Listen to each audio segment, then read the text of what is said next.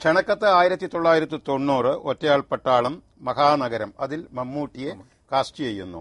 അതേക്കുറിച്ച് ആ തീരുമാനത്തെക്കുറിച്ച് എത്രത്തോളം?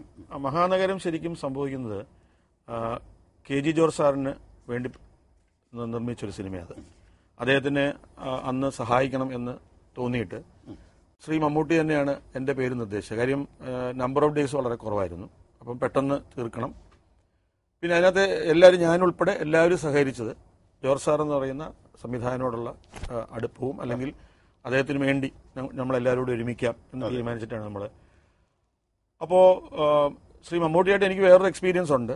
അതായത് ചാണക്യൻ ശരിക്കും ആദ്യം ചെയ്യേണ്ടിയിരുന്നത് ശ്രീ മമ്മൂട്ടിയായിരുന്നു. അത് ചില സാങ്കേതിക കാരണങ്ങളാൽ മാറിപ്പോയിട്ടാണ് ഞാൻ പിന്നെ കമലഹാസന്റെ അടുത്ത് വരികയും സ്ക്രിപ്റ്റിൽ ചില മാറ്റങ്ങൾ വരുത്തി കമലഹാസനെ സമീപിക്കുകയും അങ്ങനെ ആദ്യ സിനിമയിൽ തന്നെ ഞാൻ ശ്രീ മമ്മൂട്ടിയെ സമീപിച്ചതാണ്. അത് നടക്കാതെ പോയി. മഹാനഗരത്തിന് ഈ ഒരു പർപ്പസ് ഇതായതുകൊണ്ട് അതിനകത്ത് സഹകരിച്ച എല്ലാ ആർട്ടിസ്റ്റുകളും ആ മനസ്സോടുകൂടി വന്നൊരു സിനിമയായിരുന്നു. ഞങ്ങൾ വളരെ ചുരുക്കം ദിവസങ്ങൾ കൊണ്ട് തീർത്തൊരു സിനിമയാണ്. ആ സിനിമ ചെയ്യുമ്പോൾ എല്ലാവർക്കും ഉണ്ടായിരുന്ന ഒരു ആറ്റിറ്റ്യൂഡ് സാധാരണ ഒരു സിനിമയിൽ അഭിനയിക്കുന്നു അല്ലെ സാധാരണ ഒരു സിനിമ ഡയറക്റ്റ് ചെയ്യുന്നു എന്നുള്ള അർത്ഥത്തിലല്ലായിരുന്നു. ശ്രീ KG ജോർജ് എന്ന് പറയുന്ന അദ്ദേഹത്തിന് വേണ്ടിയുള്ള ഒരു സിനിമ. അപ്പോൾ ആ സിനിമയ്ക്ക് അതിന്റെ മേക്കിംഗ് എൻ്റെ മറ്റു സിനിമകളിൽ നിന്ന് വളരെ വ്യത്യസ്തമായ ഒരു മൈൻഡ് സെറ്റിൽ എല്ലാവരും കൂടെ പങ്കെടുത്ത ഒരു സിനിമ. അത് എന്നും ഓർത്തിരിക്കുന്നത് ഏറ്റവും കൂടുതൽ നന്നായി കളക്ട് ചെയ്ത സിനിമയാണ്. ആ സിനിമ ചെയ്തുകൊണ്ട് അതിന്റെ പർപ്പസ് ഡിഫീറ്റഡ് ആയുമില്ല. ആ പർപ്പസ് എന്തിനു വേണ്ടി ചെയ്തോ അത് നേടിയെടുക്കാനും കഴിയും. പവിത്രത്തിലേക്ക് എത്തിയപ്പോൾ അങ്ങ് മോഹൻലാലിനെ കാസ്റ്റ് ചെയ്യുന്നു. ശോഭന, ബിന്ദുജ മേനോൻ. മോഹൻലാലിന് മികച്ച ഫിലിം ഫെയർ അവാർഡ് നേടിക്കൊടുത്ത പവിത്രം. അപ്പോഴ് മമ്മൂട്ടിയെ മഹാനഗരത്തിൽ, പിന്നീട് മോഹൻലാലിനെ, ഇടയ്ക്കിടെ ജയറാമിനെ, മുകേഷ്, ബിജു മേനോൻ, ഇങ്ങനെ നിരവധി മറ്റ് നടന്മാരും നടിമാരുമൊക്കെ ഉണ്ട്.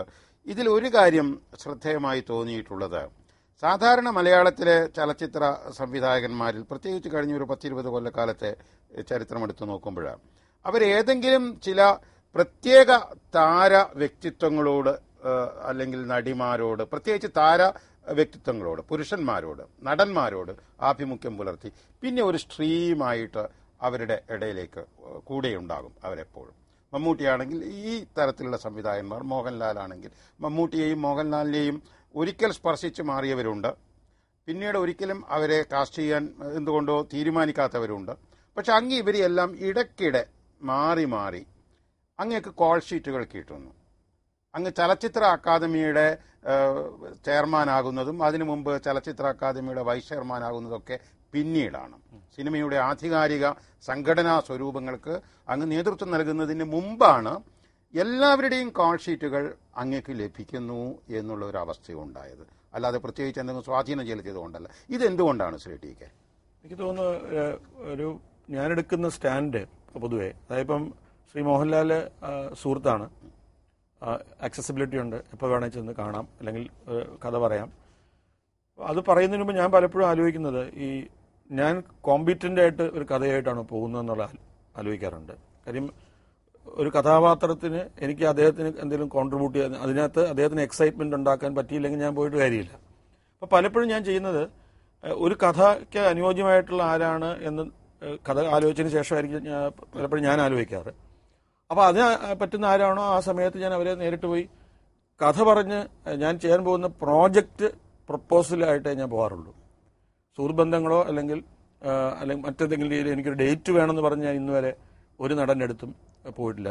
ഈവൻ മഞ്ജു വാര്യടുത്ത് പോലും ഈ കഥയുമായി പോയിട്ടാണ്, ഈ കഥ പറഞ്ഞിട്ടാണ് അവരുമായിട്ടുള്ള ഡേറ്റ് തീരുമാനിക്കുന്നത്. ഞാൻ ഇന്നുവരെ ഒരു ഡേറ്റിന് വേണ്ടി ആരടുത്ത് പോയിട്ടില്ല. കാര്യം അത് പ്രൊഫഷണൽ അല്ലെന്ന് വിശ്വസിക്കുന്ന ഒരാളാണ്. കാര്യം ക്രെഡിബിൾ ആയിട്ട് ചെയ്യണമെങ്കിൽ എന്ത് ചെയ്യണം, ഇതാണ് താങ്കളുടെ വേഷം, താങ്കൾ അഭിനയിക്കേണ്ട സിനിമയുടെ കഥ ഇതാണ് എന്ന് പറയാൻ പറ്റാത്തത്തോളം കാര്യം നമ്മളവിടെ പോയിട്ട് കാര്യമില്ല. ഞാനതുകൊണ്ട് പലപ്പോഴും ഇനിയിപ്പോൾ ഞാൻ ശ്രീ മോഹൻലാൽ ആയിട്ടൊരു പടം ചെയ്യുന്നുണ്ട് അടുത്ത വർഷം. പക്ഷേ ഞാൻ പ്രോപ്പറായിട്ടുള്ള എനിക്കൊരു പ്രപ്പോസലുണ്ട്. ആ പ്രപ്പോസലിലാണ് അദ്ദേഹം എനിക്ക് ഡേറ്റ് തരുന്നത്. സുഹൃബന്ധങ്ങൾ മാറി, സുഹൃത്തും എന്നും സുഹൃത്തുക്കൾ തന്നെയാണ്. പക്ഷേ അപ്പം ഞാൻ ഈ സാർ ചോദിച്ച പോലെ പല ആക്ടേഴ്സിനെ എങ്ങനെ കോൾ ഷീറ്റ് കിട്ടും എന്നുള്ളത്, ഈ സബ്ജക്റ്റ് പ്രിപ്പയർ ചെയ്യുക, എന്നിട്ട് സിനിമയ്ക്ക് ഇപ്പം ഞാൻ സിനിമയിൽ വന്ന വർഷങ്ങളുടെ കണക്കെടുക്കുകയാണെങ്കിൽ ഞാൻ വളരെ കുറച്ച് സിനിമയെ ചെയ്തിട്ടുള്ളൂ. അങ്ങനെ നോക്കുകയാണെങ്കിൽ വർഷത്തിൽ ഒരു സിനിമ എന്ന് വേണമെങ്കിൽ പറയാം. പക്ഷെ പലപ്പോഴും അത്രയും സമയം എടുക്കുന്നത് ഈ കോമ്പീറ്റന്റ് ആണോ, ഞാനിങ്ങനെ ഒരു കഥ സിനിമയാക്കണോ, ഒന്ന്. രണ്ട്, പ്രൊഡ്യൂസർക്ക് കാശ് പോകാതിരിക്കണം. പിന്നെ ഏത് ആക്ടർ അനുയോജ്യം. അതുകൊണ്ട് നാച്ചുറലി നമ്മൾ പല ആക്ടേഴ്സിൻ്റെ അടുത്തേക്ക് സബ്ജക്റ്റ് ഡിമാൻഡ് ചെയ്യുന്നതനുസരിച്ച് പോകേണ്ടി വരുമല്ലോ. അതാണ് സംഭവിച്ചിരിക്കുന്നത്. ഇപ്പോൾ മോഹൻലാലിനെ കാസ്റ്റ് ചെയ്ത തച്ചോളി വർഗീസ് ചേവകർ, വളരെ ബാലിശമായ ചോദ്യമാണ്, പക്ഷേ അങ്ങയുടെ പല ടൈറ്റിലുകളും വളരെ പ്രത്യേകതയാർന്നതാണ്. പക്ഷേ ഇതിൽ ഒരു നർമ്മോക്തിയുള്ള ഒരു ടൈറ്റിൽ തന്നെ ആയിരിക്കണമെന്ന് തീരുമാനിക്കാനാണ് എന്താ കാര്യം? അല്ല, സത്യത്തിൽ ആ സിനിമയുടെ ഒരു ഫേറ്റ് ഭയങ്കര ഇതാണ്. അത് ആക്ച്വലി അതൊരു കോമഡി സിനിമയായിട്ടാണ് അതിൻ്റെ സ്ക്രിപ്റ്റ് എഴുതിയത്. അതുകൊണ്ട് തന്നെയാണ് ആ ടൈറ്റിൽ അതിന് വരാനും. അതായത് നമ്മൾ ഉദ്ദേശിച്ചിരുന്നത് വടക്കം പാട്ടിൻ്റെ ഒരു ചൂട് പിടിച്ചിട്ട് ഒരു കോണ്ടംപററി ഒരു പ്രസന്റ് സിറ്റുവേഷനിൽ വെക്കുക. ഇപ്പോൾ പാണന്റെ പാട്ടൊക്കെ ഉണ്ടായിരുന്നു, തുടക്കത്തിലെ പാണനെ അങ്ങനത്തെ ഒരു പാട്ട് വെക്കുക. അതൊരു വടക്കം പാട്ടിനെ ധ്വനിപ്പിക്കുക എന്നുള്ള കളരിപ്പയറ്റും ഒക്കെ വെച്ചിട്ട്, എന്നാൽ വളരെ മോഡേൺ ആയിട്ടുള്ളൊരു കഥ. അപ്പം ഇത് ആദ്യം വളരെ നർമ്മം കലർത്തിയാണ് നമ്മളിതിനെ ചെയ്തുകൊണ്ടിരുന്നത്. സബ്ജക്റ്റ് റെഡിയാക്കി. പിന്നെ ഞാനൊരു ഷോ സംബന്ധിച്ച് UAEയും ഒക്കെ ടൂറായിട്ട് 45-50 ദിവസം യാത്ര. ഈ ഗ്യാപ്പിൽ സംഭവിച്ചത് സ്പടികം എന്നുള്ള ലാൽ സാറിന്റെ പടം വളരെ ഹിറ്റായി. അപ്പോൾ നാച്ചുറലായിട്ട് ഈ ഇൻഡസ്ട്രിക്ക് എപ്പോഴും തോന്നുന്ന ചില കാര്യങ്ങളുണ്ട്. ഒരു ഹിറ്റ് വന്നു കഴിയുമ്പോൾ പിന്നെ ഉടനെ അതിന്റെ അപ്പൊ ഇതൊരു കുറച്ചുകൂടെ ഈ നർമ്മം മാറ്റി കുറച്ചൊരു ആക്ഷനൊക്കെ കൂട്ടാം എന്നുള്ളൊരു തീരുമാനം ഇതിനിടയിൽ നടന്നു കഴിഞ്ഞു. എന്നുവെച്ചാൽ മാനസികമായിട്ട് അങ്ങനെ ആയിക്കൂടായില്ലല്ലോ എന്ന് പറഞ്ഞിട്ട് അങ്ങനെ ഒരു കോംപ്രമൈസിൽ സത്യത്തിൽ ആ സിനിമയുടെ ശരിക്കും ഉള്ള, ഞാൻ ഇന്നും പൂർണ്ണമായിട്ട് അത് വിശ്വസിക്കുന്നത് എൻ്റെ മിസ്റ്റേക്ക് തന്നെയാണ്. കാര്യം ആ ഒറിജിനൽ സ്ക്രിപ്റ്റ് വളരെ ഇൻട്രസ്റ്റിംഗ് ആയിരുന്നു. അത് ഒരു സമയത്തെ ഒരു ഡിസിഷൻ മേക്കിങ്ങിൽ ഒന്ന് പാളിപ്പോയി. അതാണ് ആ സിനിമയ്ക്ക് അതൊരു മേജർ പാളിച്ച് തന്നെയായിരുന്നു. അത് അതിൻ്റെ ഒറിജിനൽ സ്ക്രിപ്റ്റ് മാറ്റേണ്ടായിരുന്നു. അപ്പോൾ ഇടി കൊടുത്താൽ സ്റ്റണ്ട് ഡയറക്ടർ പറയും ബാക്കി ഗ്രാഫിക്സിൽ ചെയ്യാം എന്ന് പറയും. അപ്പോൾ ഈ ഗ്രാഫിക്സ് എന്ന് പറയുന്ന സാധനവും ഇത്തരമുള്ള ആനിമേഷൻസും ഒക്കെ മലയാള സിനിമയിൽ പ്രോപ്പറായിട്ട് ഇതുവരെ ഉപയോഗിച്ചിട്ടുണ്ട്.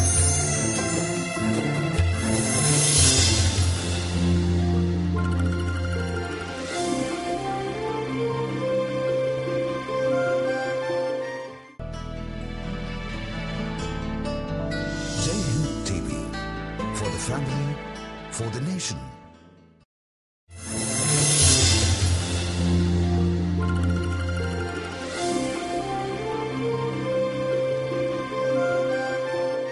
ജലമർമ്മരത്തെക്കുറിച്ചാണ്. തീർച്ചയായും നമ്മുടെ പാരിസ്ഥിതിക അവബോധത്തിൻ്റെതായ ഒരു പ്രതലത്തിലാണല്ലോ നമ്മളിപ്പോൾ ജീവിക്കുന്നത്.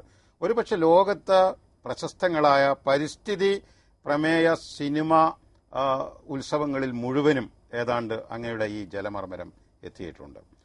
അങ്ങ് ജലമർമ്മരം സാക്ഷാത്കരിക്കുമ്പോൾ യഥാർത്ഥത്തിൽ കേരളത്തിൽ പരിസ്ഥിതി അവബോധം അത്ര വലിയ ഒരു സാമൂഹ്യ പ്രമേയവും ആയിരുന്നില്ല.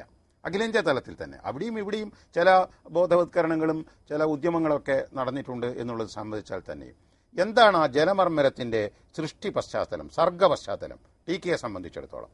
ഒന്ന്, ഇത് വളരെ ആക്സിഡൻ്റായിട്ടാണ് മനസ്സിലേക്ക് ഈ വിഷയം വരുന്നത്. അതിന്റെ കാരണം അതിന് തൊട്ടുമുമ്പ് ഈ മാവോറേൺസിന്റെ ഇഷ്യൂ ആയിട്ട് ബന്ധം, അതുമായിട്ട് ആ ഇഷ്യൂ ആയിട്ട് സഹകരിക്കുന്ന അല്ലെങ്കിൽ അത് ആ ഇഷ്യൂ മുന്നോട്ട് കൊണ്ടുപോകുന്ന കുറച്ച് ചെറുപ്പക്കാർ, എൻ്റെ സുഹൃത്തുക്കളായിട്ടുള്ള കുറച്ച് പേരൊക്കെ എൻ്റെ പല പല ലീഡർഷിപ്പിലും അപ്പോൾ അതിനുവേണ്ടി അതിനെക്കുറിച്ച് ചില ഡോക്യുമെൻ്ററി എടുക്കുന്ന ചർച്ചകളൊക്കെ ആ സമയത്ത് നടന്നിരുന്നു.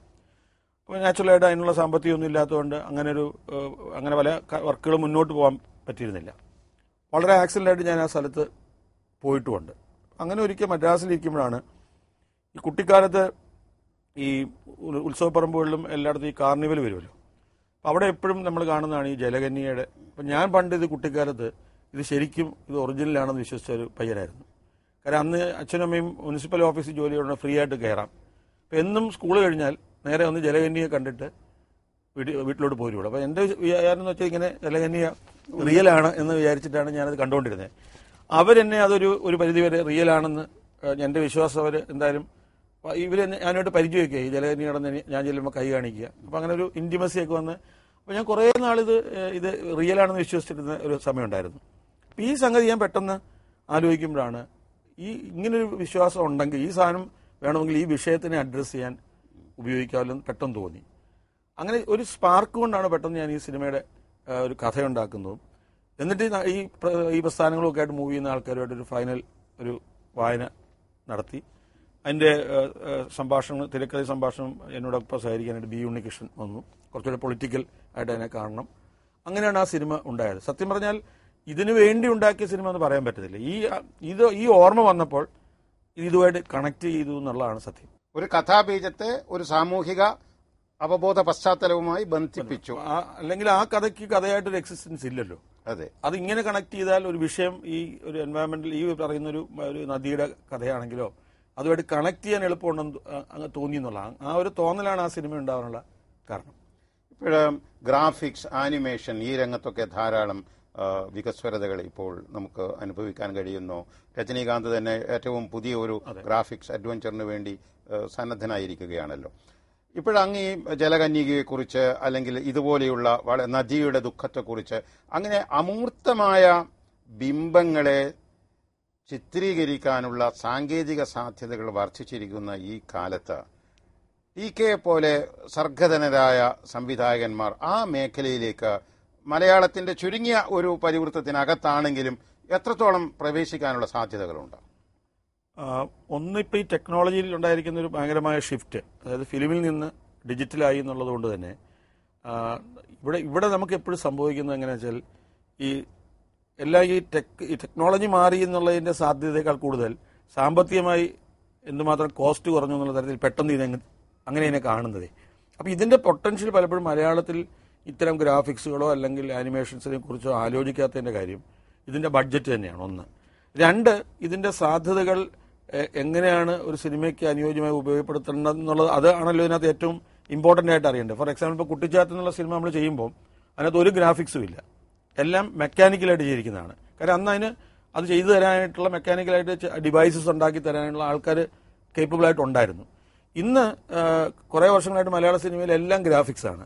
അപ്പോൾ ഇടി കൊടുത്താൽ സ്റ്റണ്ട് ഡയറക്ടർ പറയും ബാക്കി ഗ്രാഫിക്സിൽ ചെയ്യാം എന്ന് പറയും.